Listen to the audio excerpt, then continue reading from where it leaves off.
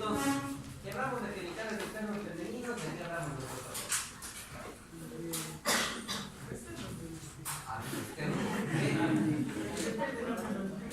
Estoy preguntando de la mujer.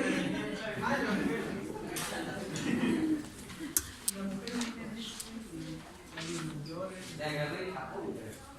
A ver, genitales externos femeninos, ¿qué son?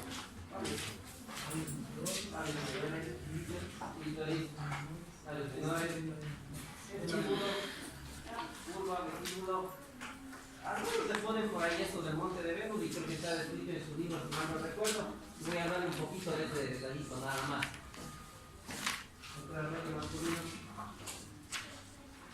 Pene, escroto, ¿algo más? Pero contrario a lo que pasó con genitales internos, en donde lo de masculino era más sencillo y lo femenino era más complejo, aquí es la inversa, aquí se invierte la cosa. Esas tres estructuras que se les contó, el tubérculo genital que se vuelve falo, las eminencias genitales o labios escrotales de estas grandotas y los pliegues cloacales, en la mujer, empezaré por el más sencillo en este sentido de diferenciación, no sufren mayor cambio. Realmente crecen un poco, empiezan a fusionarse sobre todo las eminencias genitales o labios escrotales en la parte ventral y en la parte dorsal. Y fin, no hay mayor transformación realmente. Entonces veamos el gráfico de la diferenciación en el género femenino. Vamos para esta parte. Ese es masculino, lo hacemos para luego. Femenino. El gráfico que ustedes tienen hacia su lado izquierdo de A correspondería a esa etapa indiferenciada que hemos empezado a discutir. Y se nota algo peculiar que, si mal no recuerdo, le alcancé a decir la clase pasada. ¿A qué me refiero? A que ese tubérculo genital, alias falo, cuando ya se estira, empieza a tener un aspecto medio masculino. Pero que le mencioné que es relativamente más grande en estas primeras semanas de desarrollo. ¿Vale? Aquí lo que ya están viendo también es que se ha fusionado el trabículo rectal con la membrana cloacal. Por lo tanto, tengo acá atrás la zona digestiva y acá atrás la zona urogenital. Las eminencias genitales, como ven, insisto, se empiezan a fusionar un poquito hacia atrás, un poquito hacia adelante y constituyen los labios mayores. Nada más en esta parte. Los internos, los que estaban rodeando la membrana cloacal y después la membrana urogenital, nada más, pues también empiezan como a fusionarse un poco, se juntan en la línea central y se convierten en labios menores, como ustedes ven. La parte del vestíbulo que el doctor Socola mencionó con un poco de reserva, recordarán que se postula que parece que viene del seno urogenital, de la porción fálica sobre todo. ¿De hecho? Así que en teoría, el seno urogenital intenta crecer hacia el falo femenino, no lo atraviesa, no se introduce en él, sino que solamente se quedaría en esta región y termina por quedar abierto. ¿Hecho? Eso es algo que me preguntaron sus compañeros en el otro curso. En el sílabus está que estas partecitas de periodos indiferenciados, diferenciados de desarrollo genital y gonadal, hay que revisar un poco de flores. Porfis, yo sí le pedí, no leerá lo de seno urogenital. Eso está un poco metido en esas partecitas, en esas hojas de flores.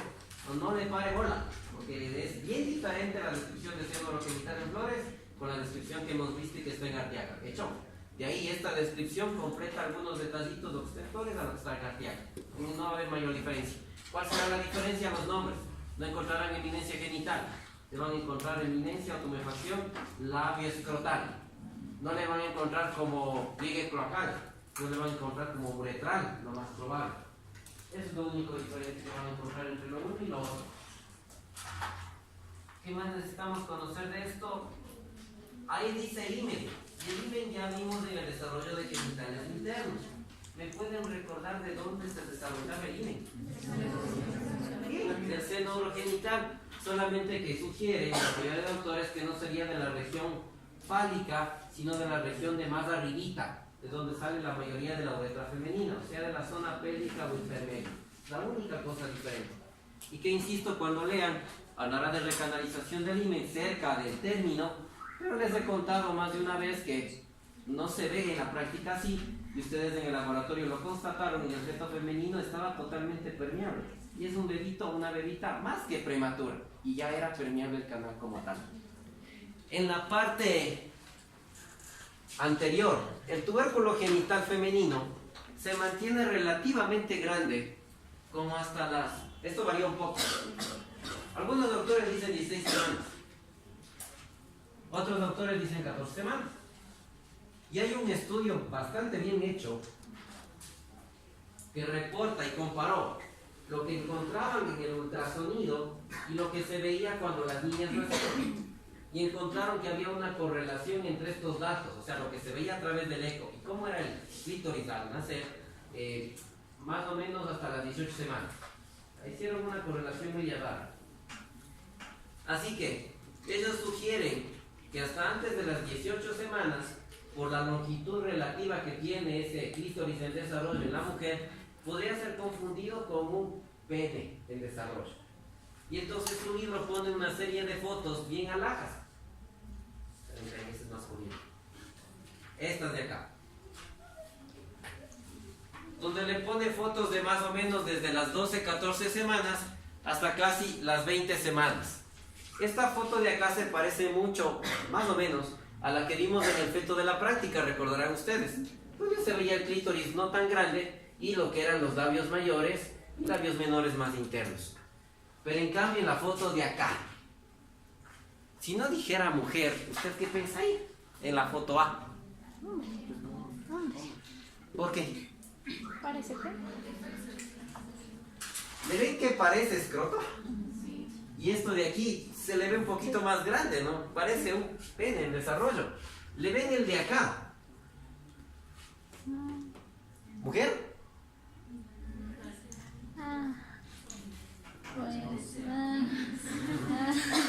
¿Mujer? Este está antes de las 20 semanas. Este, si no me equivoco, está entre las 16, 18 por ahí. ¿Ven esto? Así de grandote. ¿Por qué le hago hincapié en eso? Porque lo que ven los médicos que hacen radiología, que hacen rayos X, ultrasonido, es justamente buscan el falo y entre comillas del escroto futuro. Y le llaman a eso signo de la tortuga. Esa cabecita entre comillas que es el pene y le ven el carapacho entre comillas que sería el escroto. Entonces le reportan en el resultado signo de tortuga visible o presente, feto probablemente masculino. O muchos ya le ponen feto masculino y punto. Usted lee el estudio, le pregunta a la mamá, ¿es niño o niña? Y usted termina metiéndolas de andar y dicen es varón. Y eso lo dicen a las 12, 14 semanas, como el gráfico que está acá. Resultado. Semanas después, como van viendo en las gráficas comparativas, el clítoris femenino va perdiendo comparativamente esa longitud más grande hasta que ya queda cubierto, envuelto, protegido, sobrepasado por los labios mayores que se fusionaron adelante, formando una especie de frenillo y esto como una especie de capuchón. Verán lo que voy a decir. Parecido al prepucio del glande, pero no es que la mujer tiene prepucio ya, hecho. Entonces, como que forma una especie de capuchón. Por ende, me he cansado de decir esto en cada generación. Por Dios, nunca le digan a una mamá o a un papá o a una familia cualquiera que sea, con seguridad, que el bebito que viene es niño o niña y este bebito está apenas en primer trimestre. Porque puede ser que lo que hayan visto era ese clítoris que es un poquito más grande, lo que hayan visto es esos labios mayores que están fusionándose pero que están en primeros momentos muy juntos y confundieron labios mayores juntos con escroto en desarrollo y confundieron clítoris un poco más grande con el pene en desarrollo. Y no sé si les haya pasado en sus vidas. Le dicen eso a papá y a mamá, papá se emociona, compra la pelota, la camiseta del equipo, alista el cuarto, todo para varón. Nace, no le cortaron el cordón, le cortaron otra cosa. ¿Entienden? Y eso ha ocasionado más de un conflicto. Esa niña que llega no es tan querida. Porque el hogar se preparó para un varón. Se hicieron a la idea del varón. Y llega la nena. Gol. Por eso sano consejo. Señora, El ultrasonido, como aprenderán, no es para ver si es niño o niña, es para ver si está sanito o sanita. Punto. Y mientras esté sanito o sanita, lo que Diosito mande, como digo por ahí. Si es niño, chévere. Si es niña, también. No hay problema. Con que estén sanitos o sanitas, basta. En la parte de lo que es el famoso monte de Venus, o la parte de que correspondería a la sínfisis del pubis, que está más o menos por acá, hay una pequeña controversia. Si no me equivoco, su libro de Arteaga y casi todos mencionan que es resultado o producto de la fusión de las eminencias genitales o labios escrotales en la parte ventral. Eso lo menciona la mayoría. Pero si usted se pone a pensar, el monte de Venus está encima de la sínfisis del pubis, ¿sí o no? Ya corresponde a esta región anatómica. Cuando vimos el seminario de urogenital, sus compañeros hablaron de una anomalía en donde justamente hay un defecto de pared y la vejiga protruye. Eso se llamaba la estrofia vesical. Y la causa de la estrofia vesical, ellos nos dijeron que era por falta de fusión de las eminencias genitales labioescrotales, ¿o qué dijeron ellos? Falta de fusión de la pared abdominal, de los plegamientos laterales, en esencia, somatopleura, dijeron ellos. Entonces, si me preguntan, y por eso otros autores dicen que la sínfisis del pubis, raya monte de Venus del femenino, tiene que ver con el proceso de plegamiento y cierre de la pared abdominal, y que las eminencias genitales, raya labios escrotales, lo que menos tienen que ver es con la formación de esa estructura. Me ayudan revisando su libro de Arteaga, me parece que ahí dice lo clásico, de que en la parte anterior se fusionan esas eminencias y no solo forman esa comisura, sino, entre comillas, el monte de Venus. Moore dice eso, por ejemplo. Y no tiene mucho sentido, porque si la sínfisis no se junta, aparece esa anomalía llamada estrofia vesical, y en la estrofia vesical no es por falta de fusión de esas eminencias, es por falta de fusión de la pared abdominal. ¿Hecho? En esta diferenciación de estructuras genitales femeninas se describe que el papel hormonal es muy limitado. O sea, que ustedes con esa mínima producción, entre comillas mínima producción, de estrógenos intraútero, o sea, cuando son bebitas, son feto, es suficiente para que se diferencien. Y que como genéticamente vienen para diferenciarse como femeninas, la influencia hormonal para su transformación es mínima. ¿Me expliqué? O sea, para que la eminencia genital se vuelva, o labio escrotal, se vuelva labios mayores, para que las eminencias cloacales, o urogenitales o uretrales se vuelvan labios menores, parece que es el programa genético el que le lleva a esto. Que la carga hormonal, en esencia sus estrógenos, raya porciostágenos, no tienen mayor papel, hecho, sino que solitos van por ese camino. Lo mismo para el tubérculo genital o falo, que solito por el programa genético terminará convirtiéndose en clítoris y que no están esenciales estrógenos y progestágenos. ¿Hecho? ¿Hasta ahí alguna duda? Distinto de lo que ya vamos a empezar a ver en varón. En varón, los genitales externos dependen de los andrógenos mucho más que los internos. Mucho más. De hecho, se conoce que aunque un varón, tuviera o tenga suficiente cantidad de testosterona intraútero, podrían los genitales externos no diferenciarse como masculinos. Y hay una explicación. La idea es que estas estructuras externas,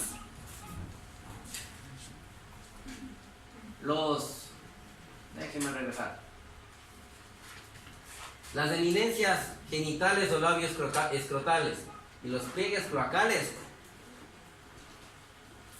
poseen una enzima en particular que le convierte a la testosterona en su forma más potente y activa, que da lo que pregunté en el seminario. Y sus compañeros sí mencionaron.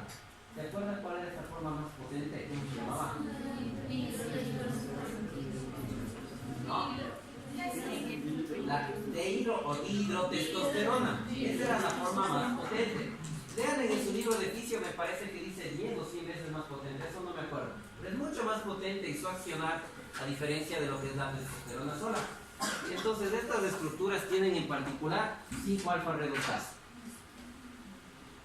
Para convertir la testosterona en dihidrotestosterona.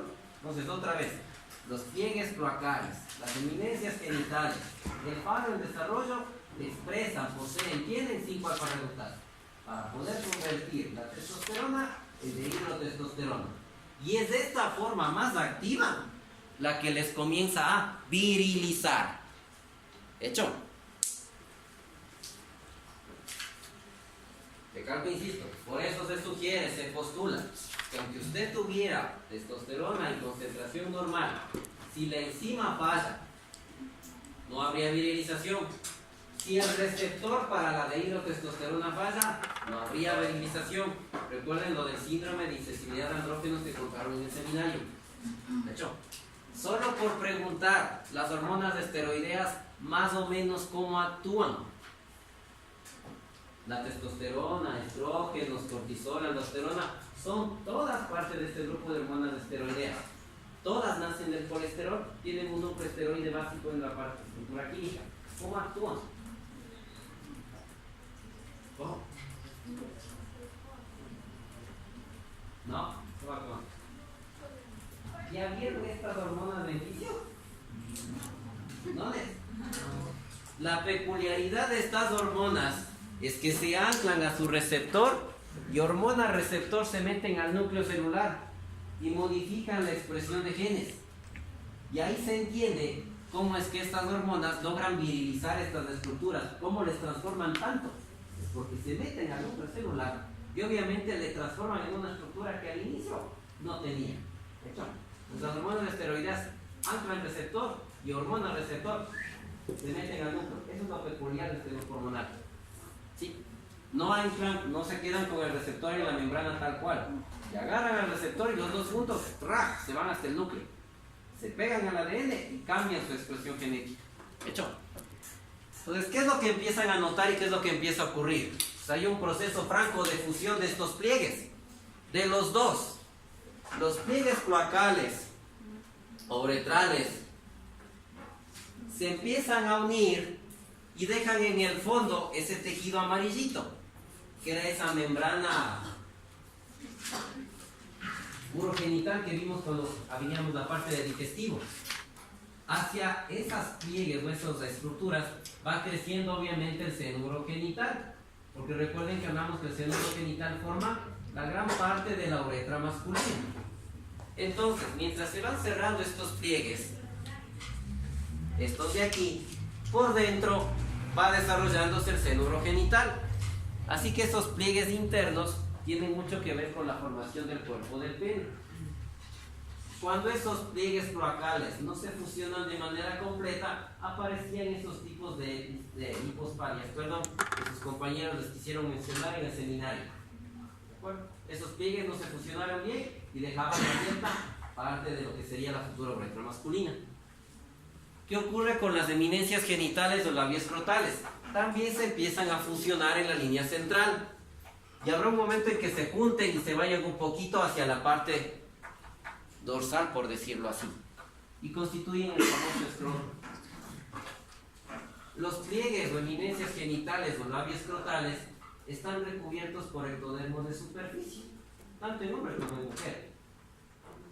En el caso masculino, pues esas eminencias empiezan a engrosarse, empiezan a pigmentarse y tienen que empezar como a dilatarse. ¿Por qué? Porque recuerde que en un par de semanas estas estructuras deberán recibir o albergar a los testículos. Se supone que como los testículos se desarrollaron en la semana 7 y empezaron ya a producir testosterona, pues la diferenciación de estas estructuras termina mucho antes. Algunos autores sugieren 12 semanas, otros dicen máximo 14. Como ven, es mucho antes que el desarrollo femenino. Por eso insisto, cualquier apuesta de si es niño o niña antes del primer trimestre o durante el primer trimestre es la apuesta. Después ya no está en la apuesta porque ya empieza a notarse la diferencia. Pero entre las primeras 12, 14, 16 y hasta 18 semanas, según este estudio grande, todavía podríamos equivocarnos. Porque, veamos unas fotos que tiene su libro. Déjenme ver dónde están las 4 fotos. ¿Quién tenía más grande el Will Bishop? ¿Estas fotos o las otras? Este es más o menos de las mismas semanas que el anterior. Eso me olvidé también de cambiar aquí, ya les prometimos de una vez. Quiero poner las dos fotos juntas. O sea, 12 semanas de niña, 12 semanas de niño para ir viendo la comparación. Así que traten de mantener en su cabecita esta imagen, verán. ¿Se ve? Como de más o menos 10, 12 semanas. Vamos a ver la foto de la niña. ¿Quién tiene más grande? La futura niña.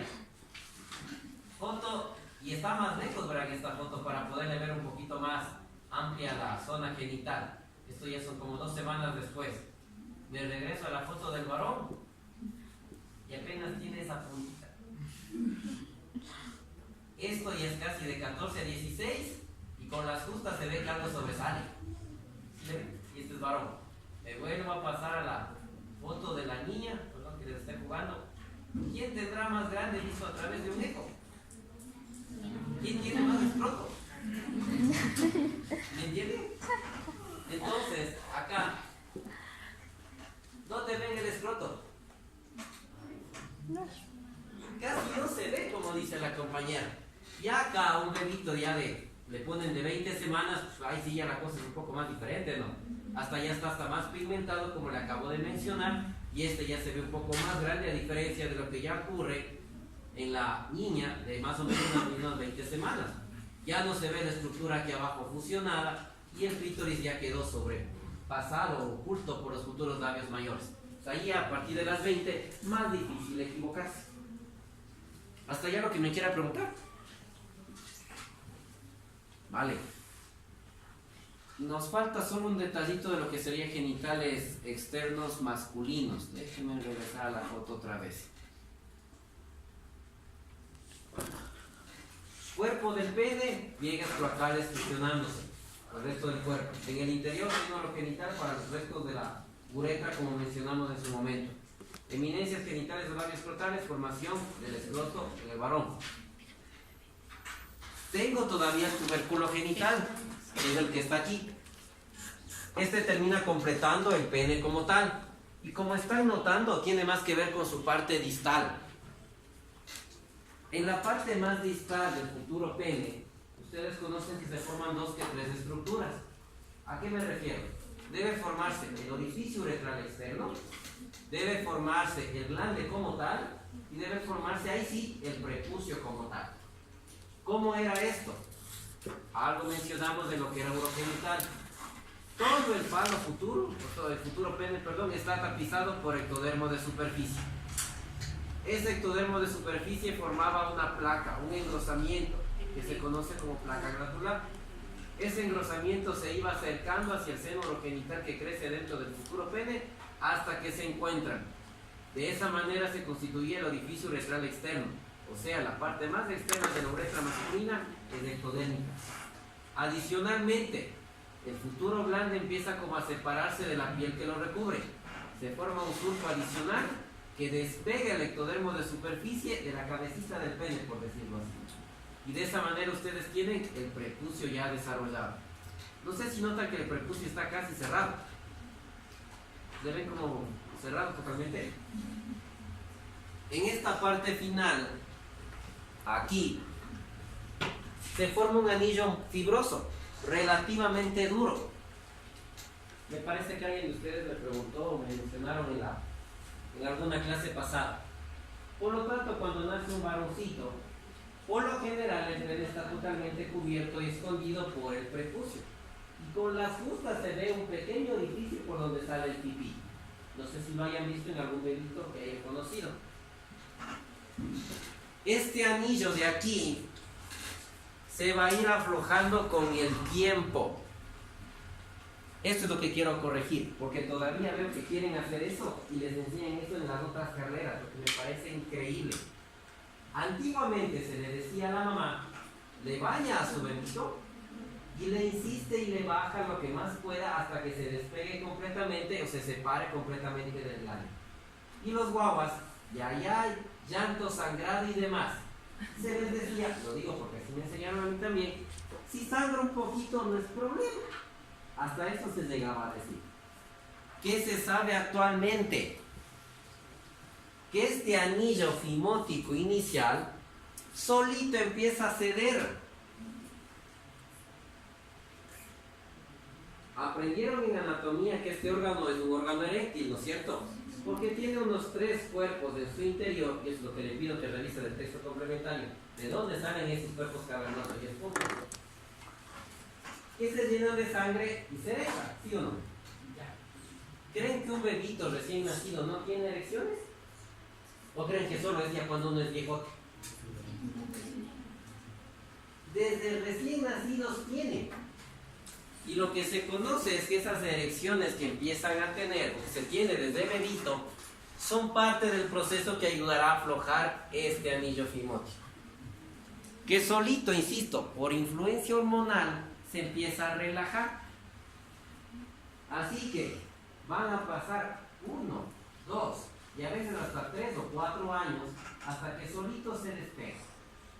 Lo que tiene que hacerse ahora es, mamita, hasta donde sea, y limpie, porque ahí se queda una secreción, ustedes aprenderán que se llama esmegma, o aprendieron que se llama esmegma, y que sale por ese orificio, y eso hay que limpiar para que no crezcan bacterias.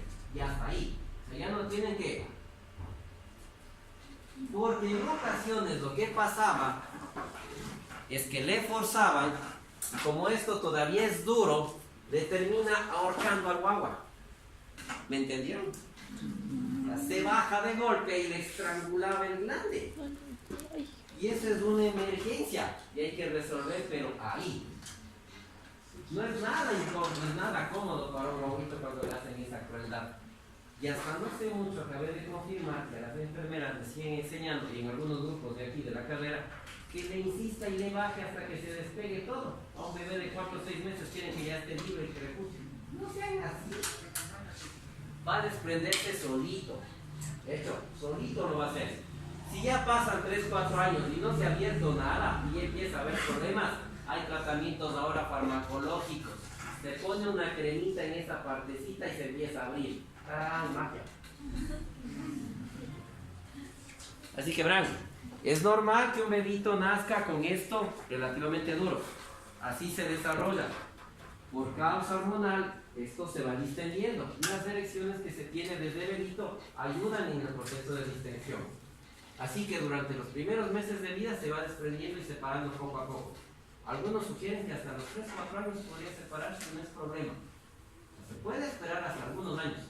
Si ya ha pasado ese tiempo, no se ha despegado nada, sigue cerrado, el niño que sigue teniendo erecciones fisiológicas empieza a tener molestias, hay que intervenir. ¿Cómo se interviene ahora? Con una cremita. Les van a enseñar eso en cirugía pediátrica. El profesor que van a aprender de eso, sí sabe de esto y sí les enseña bonito.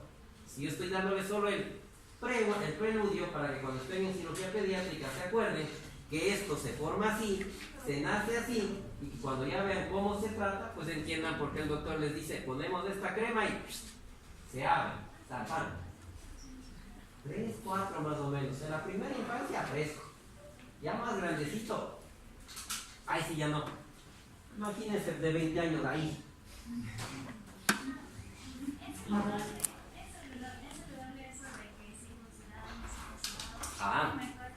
Dato científico que existe. No sé si decirles porque ustedes me interpretarán al revés. Confío que no me salga al tiro por la culata. Hay algunos estudios, verán lo que les voy a decir, pero por Dios, espero que me entiendan. Hay algunos estudios que indican que en varones circuncidados hay menos riesgo de contagio de HIV. Y el compañero dice, sí, no sé si hayan leído esos estudios. Pero a ver, ¿qué le estoy diciendo? No le estoy diciendo que van a tener relaciones sexuales sin protección con parejas con HIV. ¿Me entienden? Lo único que significa es que parece que esta pielcita permite que se acumule un poco más de secreciones de la pareja y sea más fácil el contacto. Pero no significa que la circuncisión es la panacea para evitar contagio por HIV. ¿Me entienden? Ya. Solo dice que es menos riesgo. Pero no significa que el estudio se hizo de parejas que tenían relaciones sexuales sin preservativo. No. Simplemente hasta el preservativo podría, si se usa mal, hacer que usted se contagie. Simplemente se vio que las parejas, varones, tenían relaciones sexuales con el preservativo y circuncidados tenían menos probabilidad de contagiarse que las que tenían las relaciones sexuales con preservativo y no eran circuncidados. porque se acumularía en esas zonas de presión de la... ¿Me entendieron? Entonces, ¿para qué circuncidar? Asunto religioso, asunto estético, pero no tiene, sí, estético, aunque no lo crean. Me obligan a hablar de más. Esta piel puede ser tan corta o normal que cubre el glande y no pasa nada, o puede haber prepucios feos que parecen como globo mal inflado. Ah, sí. Los colegas me entenderán mejor. De hecho, las colegas lo dudo, espero que no me entiendan todavía. El tema es que hay una piel que a veces es demasiado grande, redundante, molestosa, acumula más secreciones, sobreinfección bacteriana, mal olor, balanitis, infección de glande. Entonces, ahí se fue. Pero si es una piel de tamaño normal, cubre el glande, pasa nada. ¿De acuerdo? Incluso hay algunos datos que indican que los hombres circuncidados, como el glande es bastante sensible, al no tener el prepucio, perdieron la sensibilidad aquí. En fisiología de la reproducción, ahí sí ya no voy a decir nada, ustedes estudiarán o leerán qué significa eso para el tema reproductivo, ahí sí ya no me voy a meter. Entonces, de esa manera creo que hemos acabado total. Lo que me preguntaban por aquí. No está puesto la edad, pero le he dejado la frase. En la infancia normalmente se rompe la superficie adherente, se refiere al despegue del prepucio del glande. Infancia corresponde a los primeros años.